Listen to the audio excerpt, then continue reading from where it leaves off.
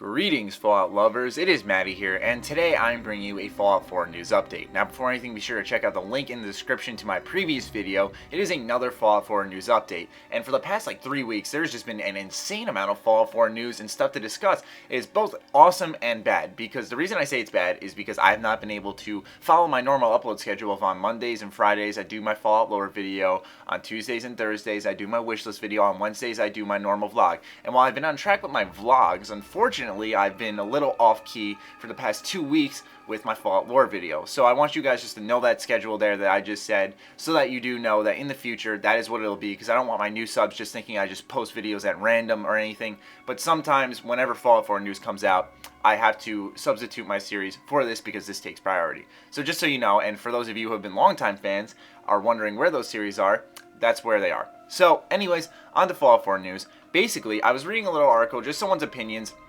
and they were talking about potentially a new Pip-Boy entering Fallout 4, and it was just kind of theorizing and stuff. It was an interesting read. Nothing pertaining to this video, but they started off with a little blurb saying, you know, due to recent trademarking and Bethesda job listings, I figured I'd discuss Fallout 4. I was like, wait, job listings? What is he talking about? I didn't think there was anything job related for a long time.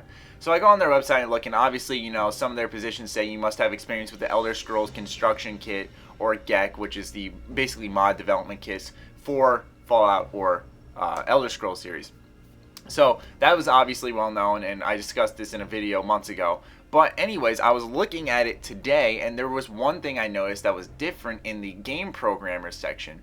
So basically, as you can see on screen here, it says, you know, your basic computer stuff and whatnot. Really not too sure what this stuff is. Science and math is a different language to Matthew. Anyways, one thing that stuck out to me with their current project is it says development experience on game consoles, Xbox 360, PS3, Xbox One, PS4 is a plus.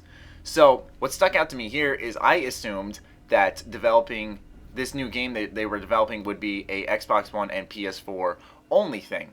But this seems to say otherwise.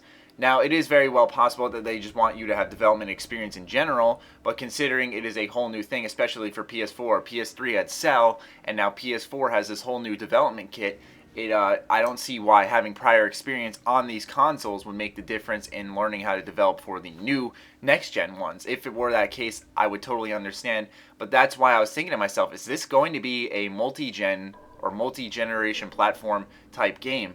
And I gotta be honest, ladies and gentlemen, I don't want to sound mean, because I am very, very fortunate and gifted enough to have afforded both systems and have them, and I know some people don't, but I gotta say, for the sake of the game, if this is my assumption, I guess you could say, because it's really not confirming anything, maybe it's just they do want development experience, but let's say I am right. This is bad for the game. Like, you want to see something bigger and better than Skyrim, more detail, more areas, bigger map, all that stuff, and the finer things as well, because that's what next gen will be doing, bringing a lot of life to the finer things in the universe, the little ambient conversations, the sounds coming from exact objects, stuff like that makes you appreciate the game and bring it to life. But not saying that this is impossible with the 360 and PS3, it's just limiting it.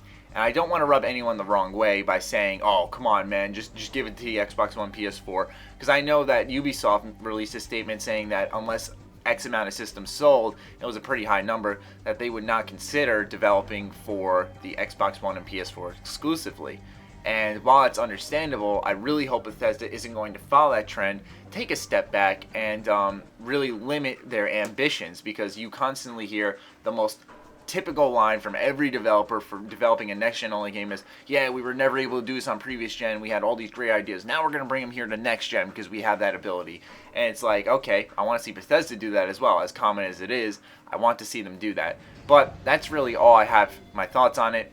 Those are the news updates for you guys. Bethesda's next project may be a multi-gen game. I don't know how I feel about this. Not a huge fan of it. After all this good news, this kind of is, I see it as bummer.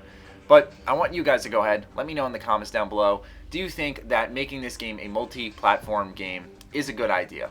I don't mind it being, both the PlayStation and Xbox. I don't think it'll ever become an exclusive game, but I also don't like the idea of it going back a generation. But I wanted to know your thoughts in the comments down below. As always, be sure to follow me on Twitter, like me on Facebook, keep my discount codes in mind. Other than that, ladies and gentlemen, stay sexy, stay active. I love you all. Peace.